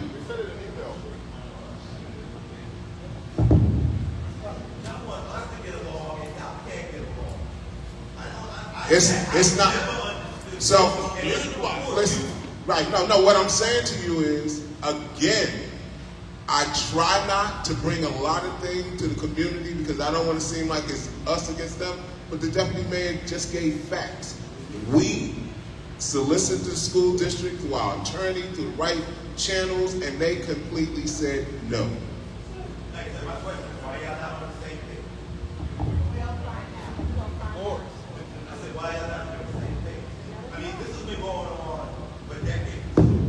Absolutely. Just like you said, I come from a jam rock. I come from a burger. I think there's a school board meeting on Wednesday. You can attend the school board meeting on Wednesday, or you can have the person next to you, you can ask him for the next school board meeting.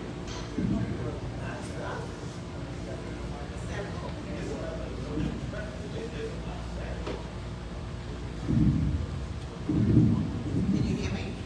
I think there's a school board meeting on the 7th. So, you can go for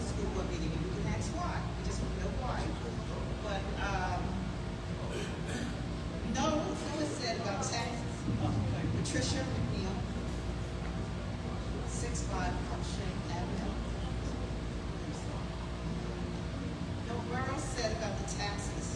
The taxes go to the state, then to the town, to the village. So out of that 4% that we think we're gonna get from cannabis, how much will we really get? Get the total 4%, or do we have to split that 4% with the town and the county? We have to split it. 25% or 1% goes to the county, and then we take 3%. But then there's a So we gotta give up 1%, correct. 1% goes to the county. and so we only get 3%. Correct. That's how we calculated our potential. Okay, how But I much? can add to that really quickly. If you want, like I said, to get more of that other 1% or just another percentage from the county or the town, the participation that we have and the concern that we get at our board meetings tonight, we need to do the same thing at the town, the same thing at the county board, because they have revenue that they will not give to us. They also approve pilots. The same, exactly. They approve the pilots that we have to eat. And also the same thing happens with our county legislators that represents the village of Hempstead. They put through their orders where they want to see funding go to. The county executive never releases those funds. So there's opportunities for the village to raise more money or to get or generate more money through the county, through the town, but we don't have the proper representation at those meetings. That's where we get more money. We have to do our due diligence with the politics, because our county exec, he appoints the people to the town board, and the town board decides who's gonna get a pilot, who's not. So we have to realize if they don't put it out direction, then we don't re-elect them, like everything else. We have to pay more attention. Thank you. Now, what will the stores look like? Because the stores we have downtown Hempstead, no offense there, but when it's closed nighttime, it looks like Coney Island boardwalk. All the lights flash and different color lights. I would expect to see the girls in the window like they have in Amsterdam, in the country Amsterdam, selling sex. So that's what we look like. We don't want that look. If we have to take it, we don't want that look. That's not the look we want to have. All the lights, all the color lights, everything's popping here and there. It's not appeasing. Are there any cannabis shops that are more affluent, besides Farmingdale, affluent communities? There's Garden City, Rockville Center. The only one that's currently looking into it. Hyde Park, where else? Syosset? Does Syosset have it? They're number one in the school district for Nassau County and Suffolk County. Jericho? So, There's one in Jericho? Oh. so there, to answer your question, yes, they are. So there's only currently 4 municipalities that have opted in. One of them happens to be Southampton. Yes. But You can't relate to them. But affluent was the question. Lake Success is also looking into it. Actually, Lake Success has already opted in. The issue in Lake Success is the fact that they are trying to attract cannabis operators. So they've expanded the permitted areas where they can go.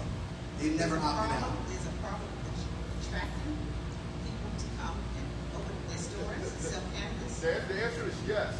Really? There is. Will we have that same issue? Well, Thank you, trustee. we always have a challenge in attracting people. I don't think we're gonna have trouble attracting here, but to the point that was made earlier, they're very specific about where they want to be. Because to what Brother Mathematics said, sorry, can't hear me. Because it's traffic. But we don't have many places here in Hempstead between the churches and the schools. Correct. And the parks. Correct. That's why I think the real focus is really going to be along Fulton, where there's ample parking. Because again, in diligence, what you see is in one of the dispensaries, there's actually a parking lot attendant. Because there is in and out traffic, folks are ordering ahead. They spend, do you know what the throughput time is at any given store? is a relatively low throughput time. So we have to focus on the fact that we don't want these, I mean, we gotta be careful what we say, but you don't want these on a corner adjacent to a neighborhood where all of a sudden people are gonna be in and out, so they're parking in front of somebody's house, running into the store, coming back out, parking in front of somebody's house, running into the store. That is really gonna burden the quality of life. So those are the things that we're looking into. That's why no decisions have been made. That's why we're really slow walking it to get all these things out in the open and thoughts and everything so that we can make a real informed decision. So the other villages that do have cannabis shops, what kind of money their 4% has amounted to? Town of Town of Babylon Babylon has received over $3 million worth of revenue. That's the town. So it's hard to answer that question given the fact that we only have 4 municipalities that have permitted this on Long Island. So the snapshot that I'm giving you is based off of the data that we have. So maybe zoom in a little bit, Blaze. So the town of Babylon what they've currently done is try to push it into industrial parks. So realistically, how many stores or outlets are in the town currently? Right now, there's about 11, or less, because they are relegated to particular areas. Right. So out of those 11 stores, they generated, $3 million, which equates to about 90 million or so in sales. So, generally speaking, a dispensary on Long Island produces on average $29 million a year, but that's an average sale. There are outliers that produce way more than that. Some less. And some less. The average is 29. Yes, but the less, even the less have produced around $3 million of revenue annually. Okay, and how soon could we expect, if the board says yes, we can start seeing these stores? Because there's some people that want to move out of their village homes, the stores come. So, what time frame are we looking at, so they know what they have to deal with? I don't encourage anybody to move. But it's whenever it comes back to the board, I think we talked about potentially having another public hearing on this. I'm sorry, I apologize. We're not moving quickly. Obviously, we're here. We anticipate potential of having another public hearing as we took in all of the information through the stenographer and everybody, these fine folks that are here today, for us to go back and take a look at what the proposed law is. And once we make any changes based on the conversation here, that law, that new rewritten draft would come back in front of everybody and we would have another public hearing. In the interim, do your diligence, go to the store, see what it looks like. The other thing that which to Bill's point is, downtown, we're probably 2 months into a design standards review. Right now, all of downtown, we're looking at the new code to say what the storefronts have to look like, what we're going to allow, how much window coverage we're going to allow, no flashing lights, no blinking lights, what the signage needs to look like. And anybody that opens up a new business would have to abide by those standards. Anybody making any repairs beyond just typical basic repairs to their facade would have to live up to the new standard. And slowly but surely, what you'll see is the design standards coming into play downtown. So be a little bit more uniform. Yes, we do. So we won the $10 million DRI grant a year and a half ago, 2 years ago. From that grant money, $600,000 of that grant money would be utilized for facade work. So existing businesses along Main Street, anything downtown, can apply to that grant funding to help money to offset the facade work, including stores that are just opening. So folks can come in and it's a grant. It's not like some of the other programs that require a 50-50 match. This is actual grant dollars that you don't have to pay back. So $600,000 allocated to this. The design standards should be done by the late fall, is my guess. They say faster, but nothing. So with all this work being done, it's cannabis shops, how would that affect the community benefits committee? How would? The community benefits? Yeah, there's no, what you tell me, I don't know what impact that would have on benefits. The community benefits agreement. Community benefits agreement. Right. That doesn't have any impact on the community benefits agreement. When they build downtown and whatnot, they don't have to. No, they have to design based on the new design standards. but the community benefits, meaning, you know, how many people you have to employ and stuff like that, that's all still in place. There's nothing changes, there's no impact based on the cannabis dispensary. There's no impact to that whatsoever. And Mr. Mayor, this is directed to you. When you took us on the bus trip around Hempstead, you said you're going to get stickers for going out parks. So there's no parking on the streets between 2 a.m. and 6 a.m. and you don't have a sticker. When is that going to go into effect? So, as I said earlier, even for the residential parking permit, we need approval from the state. So you have to reach out to your state representatives again to see, and I said that earlier, so that's what we're waiting for. Okay, so no one will speak to you after. I'll give you the answer right now. I already have a bill submitted, A1090. A1090? Right, it's a parking permit bill. A1090, I have a bill submitted.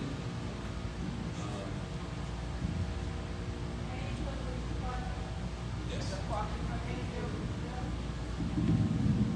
Okay, thank you. Right, but with all transparency, we do have our state senator that would like to have another public hearing to hear from the community before she weighs in.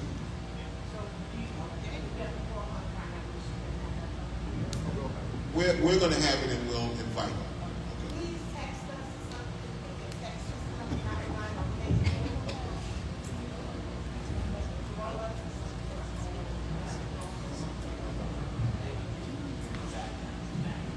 So,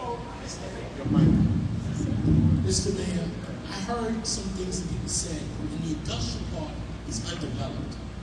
It seems to me the industrial park, does everybody know what the industrial park in town? It's unused, and places that do warehouse cannabis use the industrial areas because there's less people there, and that traffic will be a problem inside the village. The industrial park is between Front Street and President. Okay. And Peninsula Boulevard. None of us live back there. Right, so, and I think it was the first public hearing, it was stated that I believe Farmerville, as they tried to come up with some regulations, pushing certain, you got to be careful with that. So we don't want to, according to the state rules, you got to be careful in saying you can only operate here. Yeah, all right. But you are very informative when it comes to this. Yes, I am. Just don't do that. I've been pro-cannabis growth since they did the lockups. Yeah, but and we talked about that history a little bit too. The reason why they came up with it because so many of our community members were, locked up, long-term prison sentences and all that. We talked about that earlier. But so we just got to be careful when we talk about pushing to a certain. So. Well, there's only certain areas. But I got you. But yeah. But got you. Okay. One quick question. The communities that have cannabis stores, as their village have to hire more police officers, they haven't had to increase the police department. No, they haven't. Okay,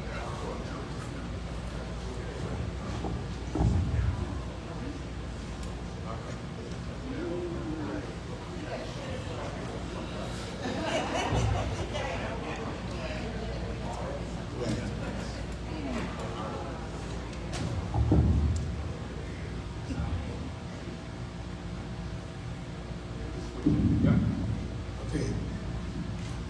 Good evening, members of the board, fellow residents. My name is Wayne J. Hall Sr. I just have something that I wrote up, and I'm going to read it, and then we'll sit there and hope it's only about 5 minutes. Okay. Can you hear me? Yes. All right. So I want to thank the board for giving me the second opportunity. I was here on Thursday speaking about this, and I was listening. So I wrote this up the other day, in fact this morning after I came from bowling. We we are standing at a critical crossroad here in the village of Hempstead. The question before us is not whether cannabis exists in Hempstead, because it already does. The real question is, who do we want to control it? Do we want the illicit street dealers who answer to no one, don't check IDs, pay no taxes? Or do we want a licensed, heavily regulated business owners operating under strict legal oversight? By opting in and allowing state-regulated dispensaries here in the village of Hempstead, we can accomplish three vital goals: reduce the illegal street market, protect our youth, and bring much-needed tax revenue back to Hempstead. So we address the first one, which is displacing the illegal street market.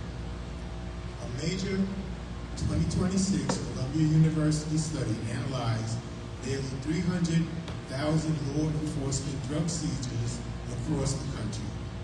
The study found that when states transitioned to fully legal recreational dispensaries, illegal cannabis seizures dropped by 45%. When everyday consumers can choose between buying a product from the trunk of a car or walking into a clean, safe, licensed storefront, they chose the dispensary for obvious reasons, because it's safer. By allowing legal dispensaries in our village, we can directly undercut the illegal market by reducing its customer base, cutting into its profits, and pushing, hopefully, we can push them out of our community. Protecting our children. One of the most important issues before us tonight is the health and safety of our children. Right now, our youth are exposed to lawless street market. Street dealers do not care about age limits, and they certainly do not care about what's put into marijuana.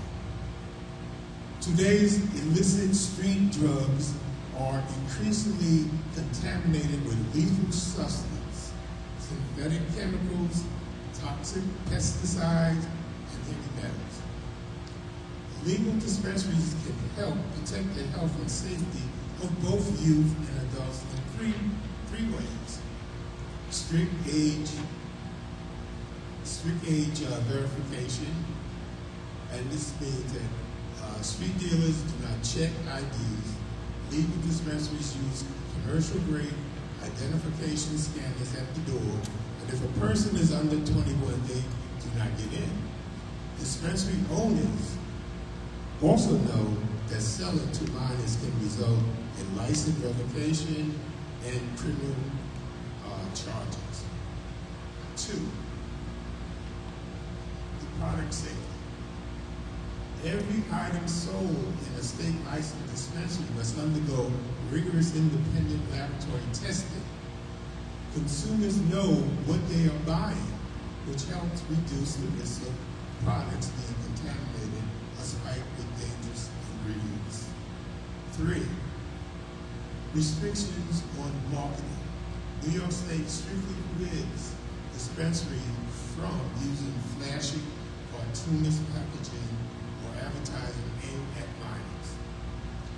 Furthermore, a 2021 study published in the British Medical Journal by researchers at UC Davis and Yale found that counties with legal dispensaries saw a 17% reduction in opioid-related overdose deaths. When people have a legal alternative for pain management or recreation, they are less likely to turn to highly addictive fentanyl-laced drugs. Legalization can save lives.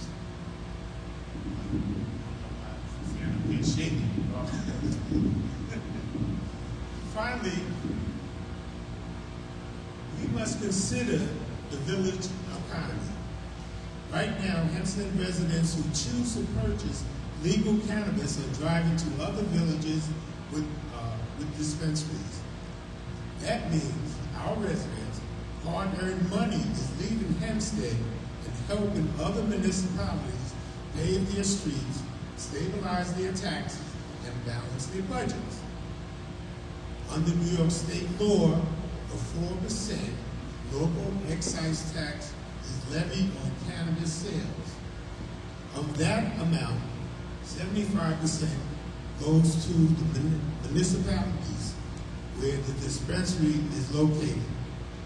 25% goes to the county. So, Mr. Attorney, I need a clarification.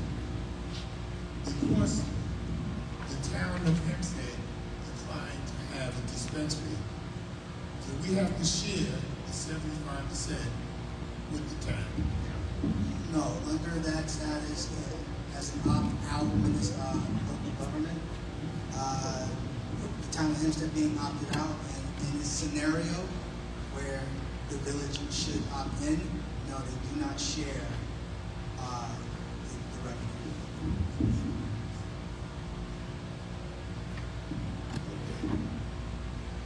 If that's okay, so the extra revenue there. Clarifying point, there is a provision in the law that says if the town of Hempstead opts in, they would receive some of the benefits from the village of Hempstead if the village of Hempstead was to also be had an opt-in status. It's primarily because we're seen as the little brother. We're viewed as the little brother. So if they opt in, they can reach down and take money out of the village from the village's sales. But if we were a city, they wouldn't be able to do that because we would be their brother. We wouldn't be their little brother. We would be the twin brother, if you would. So that gives them the ability to actually reach down and take a share of our revenue. So this extra revenue can fund youth programs and parks, including Little League fields. Mr. Mayor, time to get back to Little League fields. So our children have a safe place to go after school. It can support public health and education campaigns that inform youth and adults about the dangers of street drugs. And it can also help ease the tax burden and invest in local infrastructure. So I conclude, in closing, keeping dispensaries out of the village of Hempstead would not stop the people from using cannabis. It would only keep money in the pockets of the criminals, with products untested and dangerous, and cause our village to miss out on a vital financial resource. Every little bit counts. So let us take back our streets, bring back accountability, safety, economic growth to the village of Hempstead. And I respectfully ask the Board of Trustees of the Incorporated Village of Hempstead, when this vote come up, to vote yes. Respectfully submitted by me on June 22nd, 2026. Thank you so much, former Mayor Wayne Moore. All right, we are looking to. I wanted to wait until we were wrapping up, Mayor, but we did receive a written statement that I wanted to add to the transcript as an exhibit. It's 2 pages, fine print, so I won't read it, but it will be available for review. And it's a written statement from Tanya Herron, who is a resident of the village of Hempstead. So I will bring this over to add as an exhibit at the end of the hearing. Okay, Thank very you. good. We will submit that to the stenographer. Again, yes. Oh, you can submit yours too. Yeah. You only have 1 copy? I submit one to her. Submit one to me, please. I would like that. And we will mark them collectively as an exhibit. Thank you. All right, very good. All right, again, we thank everyone for coming out. We're looking to continue this conversation with our community. We will do our best to make sure that folks informed. Now, I can't text 60,000 residents, but we will do our best to make sure we get the information out there. Can I get a motion, folks?